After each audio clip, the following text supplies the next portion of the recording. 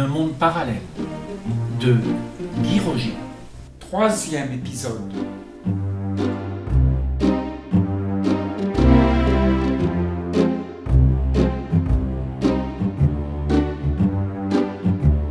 Dans l'épisode précédent, Victor et Guido se rendent à la forêt pour cueillir des plantes pour le chaman Jeff. Émerge du dialogue la connaissance d'un monde invisible sur l'activité de la forêt, au-delà de ce que perçoit l'œil.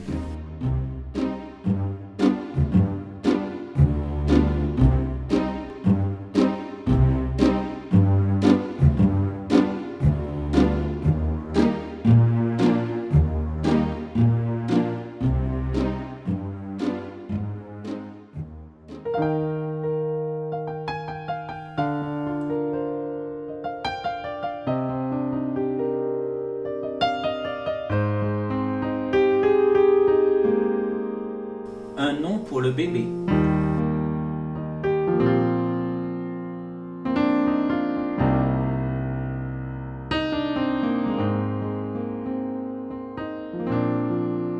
Une lueur crépusculaire jaune-orangé balayait les collines. Au loin, nous pouvions voir le sentier onduler sur leurs flancs jusque sur la crête. Juste au-dessus, un soleil sans trop d'ardeur qui nous permettait d'observer l'astre de face. Cela donnait au ciel un mélange de couleurs fascinant de beauté. Nous marchions sans penser, car ce spectacle avait envahi complètement nos êtres, comme si nous étions nous-mêmes cet événement harmonieux. Alors que nous gravîmes la dernière petite montée, avant la crête, une voix mélodieuse se mélangea à la douceur de l'air, comme si le silence des collines nous parlait de leur joie d'être. Je dis à Victor, cette voix vient-elle du vent qui souffle dans les arbres, ou est-ce possible que ce soit la voix de la nature elle-même? Cependant, je pense fortement à Élise. Victor se retourna et me fit signe gentiment pour m'inviter à faire silence et écouter. Tout en marchant, je pus comprendre en voyant Élise au loin. Elle était à califochon sur un rocher et lançait sa voix avec des gestes de tendresse à un public d'arbres et de fleurs. En chuchotant vers moi, Victor me déclara: Crois-tu qu'elle est consciente de chanter? Elle est comme l'oiseau qui, tout simplement, chante parce que c'est sa nature d'être.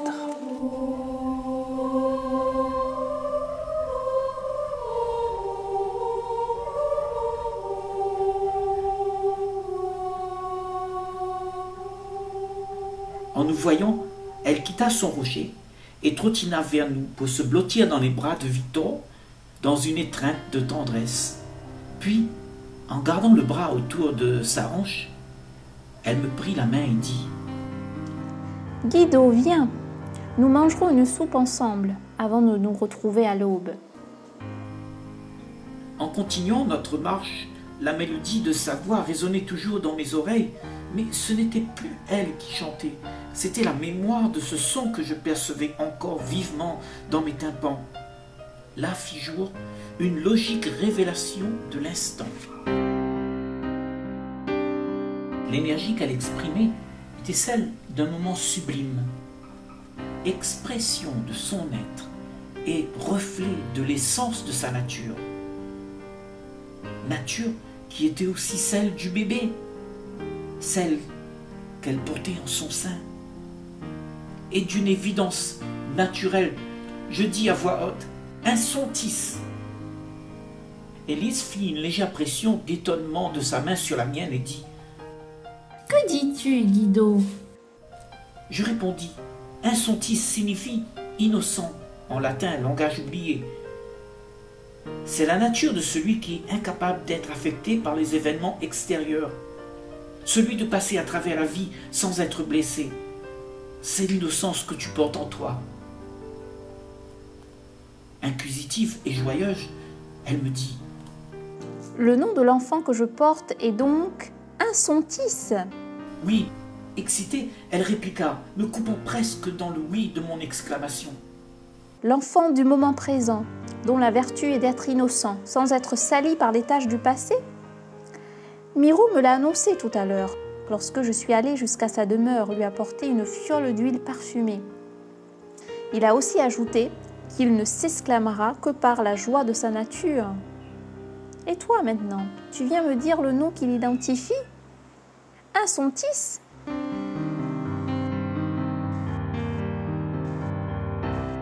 Toi, Guido, tu as perçu l'essence de son cœur depuis le silence de ton cœur. Avec une sorte d'excitation joyeuse, Victor posa sa main sur le ventre d'Élise et dit Eh bien, Innocentiis, te voilà étiqueté. à cette notion d'étiquetage,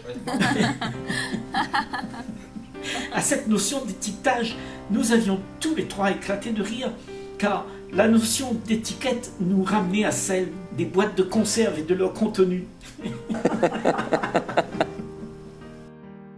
Autant désigner une forme dans l'espace et dans le temps est nécessaire, mais ce que montre l'étiquette ne fait pas son contenu. La pensée finit toujours par se définir à travers les préjugés, perçus à travers l'étiquetage, mais elle ne perçoit pas la réalité présente. Son regard n'est que superficiel.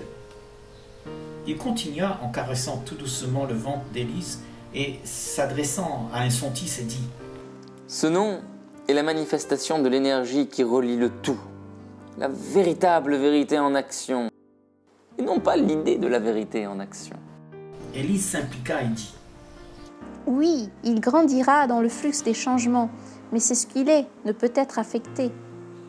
La gloire des hommes n'est que vénération de ce qu'ils sont devenus, une glorification de la mémoire, mise en évidence sur des piédestaux. Les esprits qui remémorent toujours le passé ratent la réalité de l'instant présent. Ainsi se crée la souffrance concrétisée par des liens d'attachement, plaisir des moments d'affection qui nous viennent de ceux qui nous sont chers.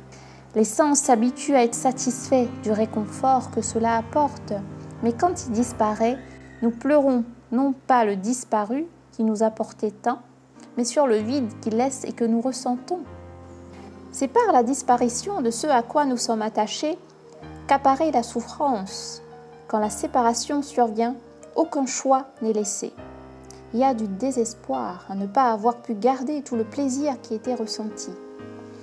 Dans cette détresse, nous focalisons sur comment se débarrasser du vide que l'on veut fuir pour trouver du réconfort au désarroi. Les pensées de remords deviennent un calvaire à trimballer.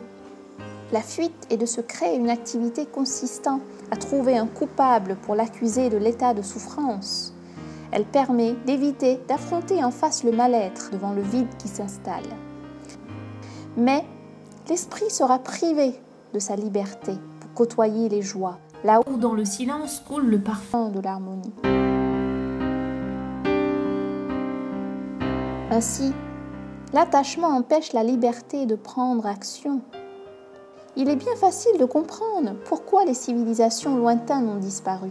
Attachées à la mémoire de leur gloire, elles n'ont pas su vivre la joie présente. Elles ont disparu dans un monde d'illusions, occupées à ruminer les histoires d'hier et à porter leur centre d'attention dans l'espoir ou le désarroi. Ainsi, toutes sortes de réactions venant de leurs émotions ont apporté encore plus de mal-être dans la conscience. Leurs activités ensuite fut celle de créer un monde physique dans lequel les esprits se sont enrôlés afin de satisfaire leurs désirs et fuir leur désarroi. Elles n'ont rien fait pour s'arrêter, prendre conscience et s'apercevoir que tout se passe en réalité là, dans le moment présent où se vit l'existence et non dans l'imagination. Après un petit moment de silence, Élise prit la main de Victor et la mienne pour les poser tendrement sur son ventre et dit « Il y a là quelqu'un de bien agité ce soir. Il approuve tout ce que nous disons. Sentez-vous le remue-ménage qu'il fait ?» Incroyable! Il a une tonne d'énergie. Repose-toi, petit Insontis. Tu vas fatiguer ta maman.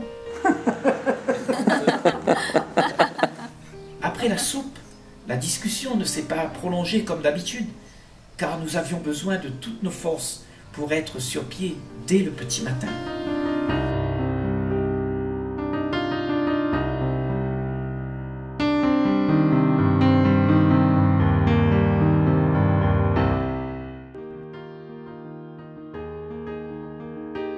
L'ordre en soi.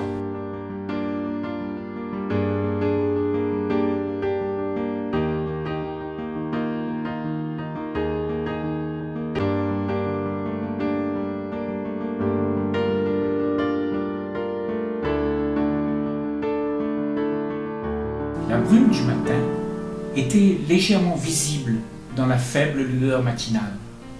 Les étoiles se dissipaient nonchalamment les unes après les autres, car le ciel commençait à s'éclaircir au loin par derrière les montagnes.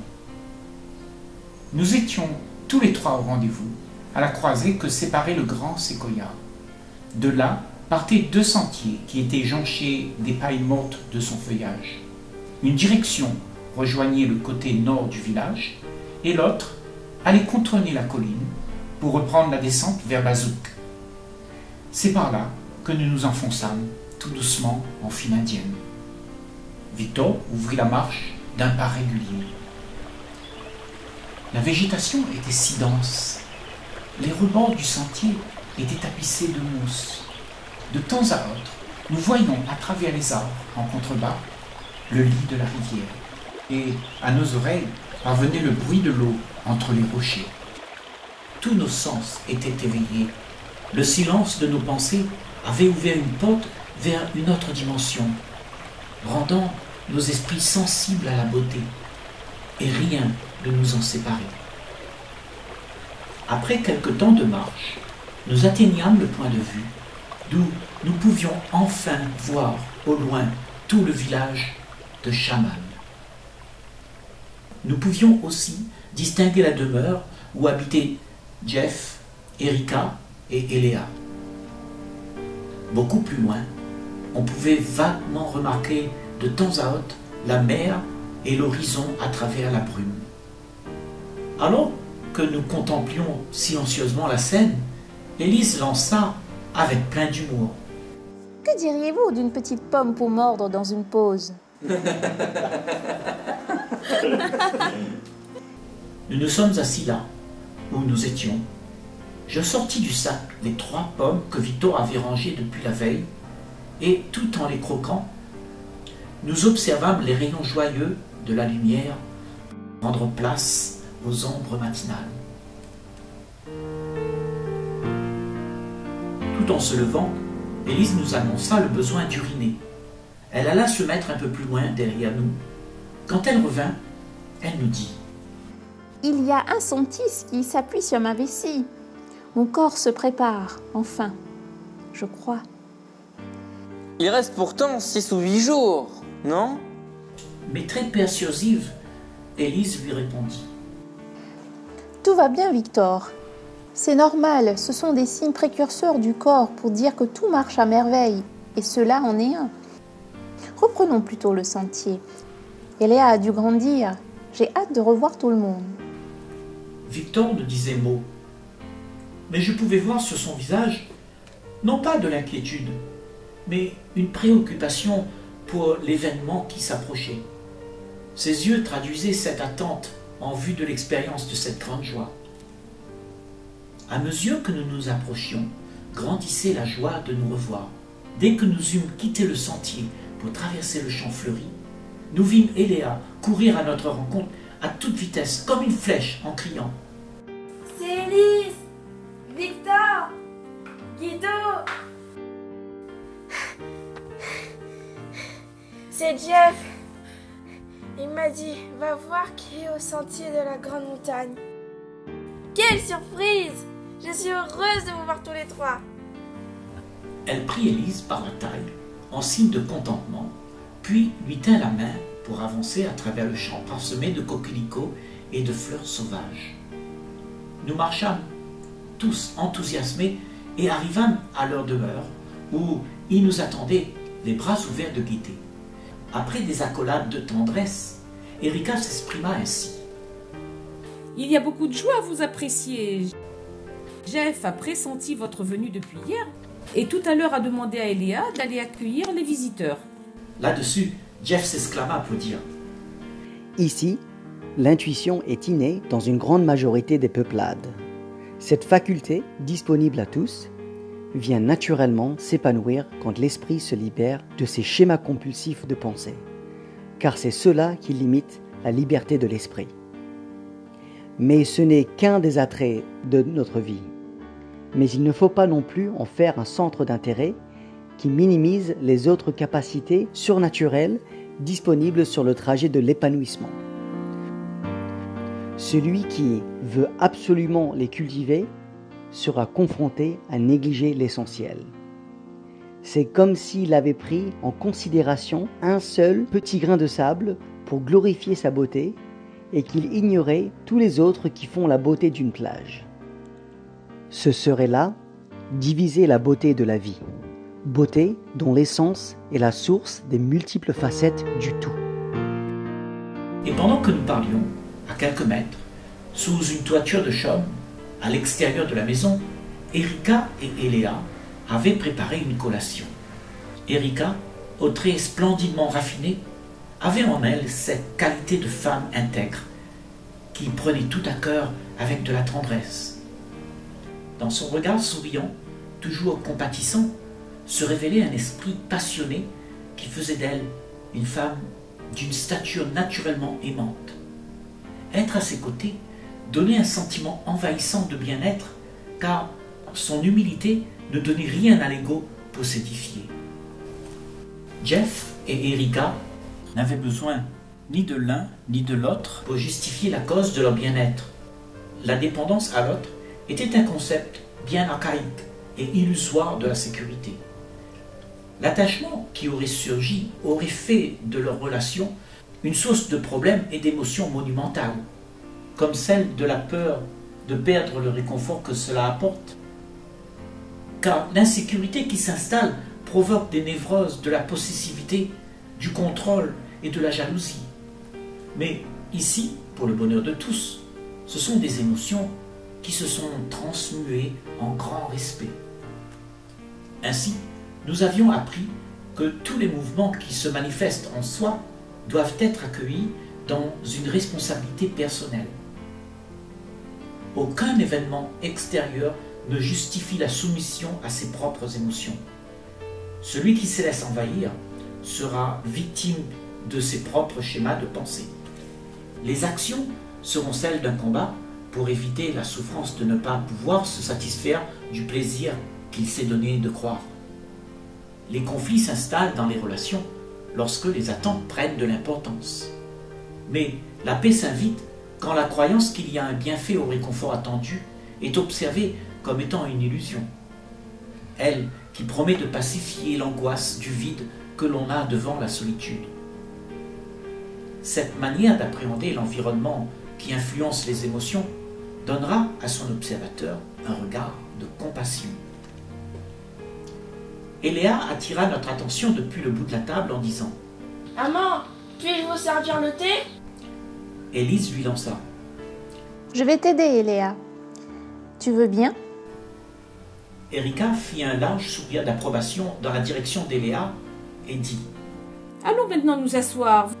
Venez, Guido et Victor, vous devez avoir beaucoup à dire sur le verdoyant plateau là-haut. » Tout au long de nos divers papotages revenait toujours une préoccupation, celle d'être attentif à l'expression de ce que chacun avait à étaler. Nous étions chacun un livre ouvert et sans secret. Jeff nous rejoignit à la table après avoir rangé tout ce que nous lui avions ramené de la forêt. Il prit sa tasse, en fit une gorgée et dit: « Ce que vous avez ramené de la forêt a un excellent pouvoir sur un grand nombre de maux. Cependant, il ne faut pas oublier que la cause de la plus grande partie de ces afflictions apparaissent suite à un manque d'attention lors de nos relations quotidiennes. Sans nous en rendre compte, la mémoire enregistre ce à quoi nous ne voulons pas faire face et à notre insu, le phénomène se loge dans les replis de la conscience. si l'esprit n'est pas éveillé à tout le mouvement de sa conscience. La partie inconsciente perturbera son bon fonctionnement et cet effet ira jusqu'à affecter le mécanisme de nos cellules et le corps en pâtira. Par voie de conséquence, c'est pour cela qu'une constante attention à nos zones d'ombre est nécessaire. C'est seulement quand il y a conflit entre ce qu'on juge être acceptable ou pas qu'une instabilité s'installe. La comparaison est un vecteur de division. Mais si dans l'observation, nous voyons que nous sommes nous-mêmes le un d'un seul et même ensemble, et que l'on distingue que l'activité de soi est le résultat d'un même fonctionnement global, et que ce qui se passe en nous n'est pas différent que ce qui anime l'autre, alors le sentiment qui provoque la séparation s'effondrera naturellement. Cette faculté d'observation sans la prescription de l'observateur à vouloir interférer est par elle-même la fin de l'illusion et n'a plus sa raison d'être. Voir le désordre dans lequel se trouve la conscience, à travers les mal-être qui se sont installés au sein du psychisme, est capital. Autrement, même la médecine de la forêt sera inutile devant la gangrène qui menace l'harmonie de l'ordre naturel des choses. C'est le langage d'une conscience en crise qui se révèle à travers des messages métaphysiques.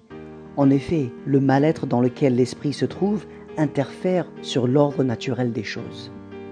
Alors, puissions-nous apprendre à naturellement visiter notre monde intérieur, afin de nous apercevoir du désordre et alors faire de l'ordre pour ne pas subir des carences de paix. Jeff, veux-tu dire que lorsque je m'ennuie d'être seule et que j'enraye ce sentiment d'insatisfaction en m'empressant d'avoir la compagnie de mes copines, il y a à mon insu des phénomènes qui s'installent? Mais oui, ma chérie, pendant que tu fuis ton ennui et ton désarroi d'être dans la solitude, toutes tes actions deviennent une distraction pour l'esprit et celle-ci t'empêche de voir l'activité qui se meut en ta conscience. Ce phénomène se trouve être toi-même, mais si tu t'ignores en préférant avoir l'esprit distrait, alors cet état que tu ne veux pas voir va automatiquement se loger dans les endroits éloignés de ton attention. Mais si tu t'acceptes tel que tu es, tu révèles ta nature authentique, transformée par cette acceptation, et tu seras tout simplement joyeuse par le fait d'être vrai. La relation entre toi et tes copines passe à un autre niveau de dimension où l'intérêt n'est pas présent. Ta relation sera libre de demande et d'attente. Alors l'harmonie qui crée l'union entre vous sera cette liberté d'être, sans qu'il y ait le besoin d'être apprécié. En faisant un signe d'acquiescement avec un air songeur, elle alla poser sa tête sur l'épaule de sa mère assise auprès d'elle. Depuis là où nous étions, nous pouvions admirer le champ de fleurs sauvages baignant dans la lumière du soleil.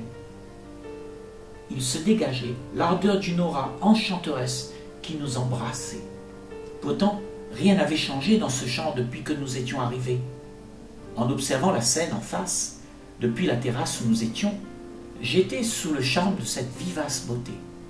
Les couleurs, dans cet instant, étaient source de découverte et d'émerveillement.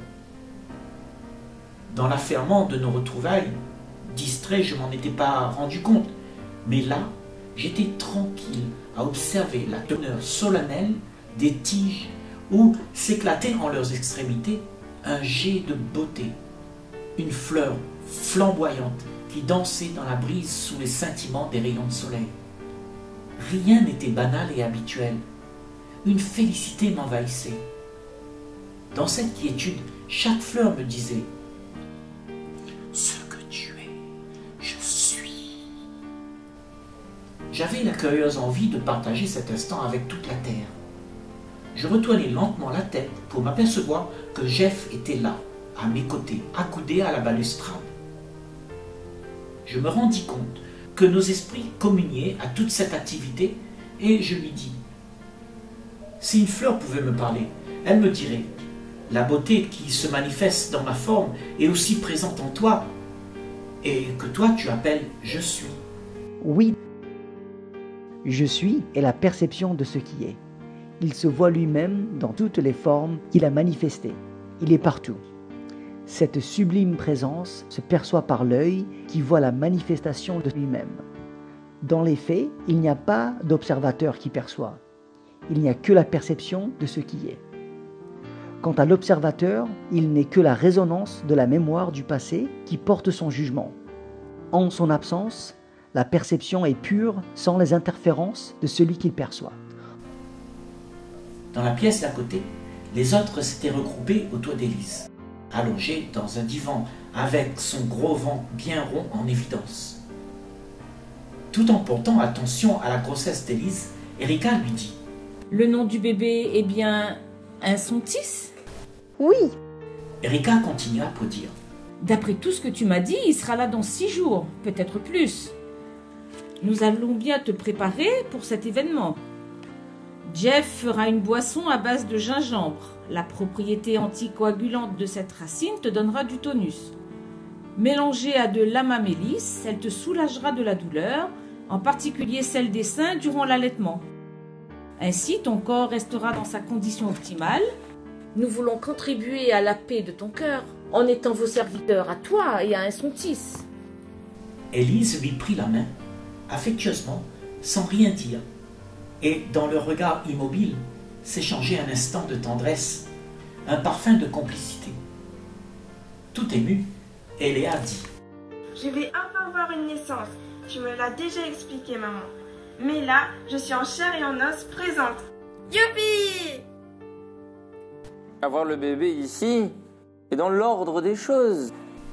Et en s'adressant à Élise, il ajouta: De plus, la logique se veut ainsi. Guido et moi irons à Bazouk demain pour participer à l'ouverture de l'amitiosité. Cependant, nous limiterons notre virée à 2 journées seulement, si Guido le veut bien. Je voudrais revenir plus tôt pour être à tes côtés et partager avec toi l'événement. Tout de suite, j'en fus partisan et dit: Oui, cette vue est juste et pleine de sagesse. Erika demanda alors: Partirez-vous au lever du soleil, sachant qu'il vous faut un quart de la journée pour y être? Avec assurance, Victor dit: L'idéal est d'être là-bas au milieu de la journée, étant donné que la déclaration d'ouverture de l'amitiosité est prévue en début de soirée. Erika suggéra: Vous trouverez à mi-chemin, pas trop retiré de la route, un havre chez Fabrice, où vous pourrez vous détendre les jambes et vous désaltérer. Nous étions là-bas il y a quelque temps, Jeff et moi, pour réfléchir ensemble à propos du forum de discussion, dont le thème était: Est-il envisageable que la conscience soit libérée des phénomènes que l'ego a créés? Je lui dis: Sujet intéressant. De mon observation, je dirais qu'il est nécessaire et primordial que pour être pure, la conscience se doit d'être vidée de son contenu. Mais toute méthodologie en vue d'y arriver serait une stratégie que l'ego prendrait à son compte pour exister à travers elle. Car une conscience en état de pureté se veut être un état de grâce. Erika répliqua et dit: Ce n'est pas une évidence flagrante, vu que la matrice est pleine de parasites conceptuels et de toutes sortes d'images de soi. Il y a du désir à se donner une apparence, mais c'est de l'énergie dépensée en pure perte. Le mécanisme de la pensée, c'est doté d'un penseur qui reste captivé par l'illusion de son désir d'exister. Il est lui-même l'activité que la conscience abrite et qu'il protège en se donnant de l'importance. C'est là où se trouve son terrain d'illusion pour perpétuer la prétention de ce qui n'est pourtant pas. Oui, lui dis-je, on voit bien que la conscience, pour être pure, doit être vidée de la somme de toute l'activité de la pensée. La conscience du moi vient de l'entrepôt de la mémoire des hommes et définit l'activité du contenu de la conscience. La conscience ne peut être une perception de son état incommensurable tant que l'attention reste dans le champ limité du penseur. Sa vraie nature ne peut être révélée.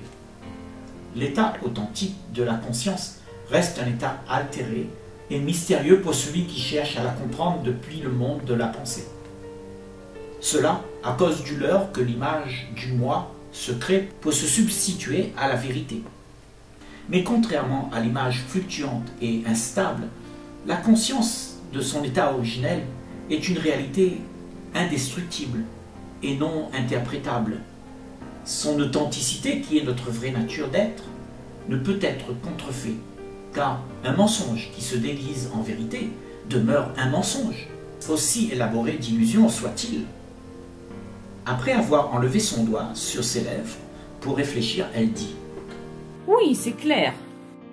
Être libre des limites de la connaissance, ne plus être enchaîné aux pensées qui fabriquent les idéaux qui sont à atteindre pour exister, c'est admettre la vanité de l'illusion. L'évidence devient flagrante quand il y a une attention totale à observer l'activité du moi. Comprendre les agissements de cette entité, en observant la totalité de son mécanisme, est la clé pour déjouer les leurres qui emprisonnent l'esprit dans son état d'attente des jours meilleurs. Ainsi, c'est la disparition de l'illusion qui donne à la conscience sa pureté. » Nous étions tous absorbés dans la causerie de cet après-midi-là, captivés par notre découverte d'une perception fondamentale. Nous ne nous soucions peu du temps qui passait.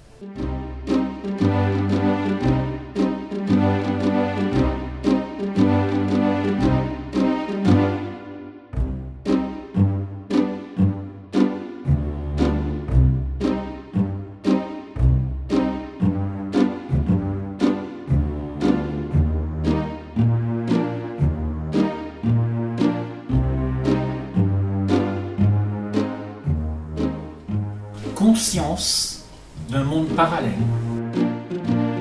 À suivre dans l'épisode 4.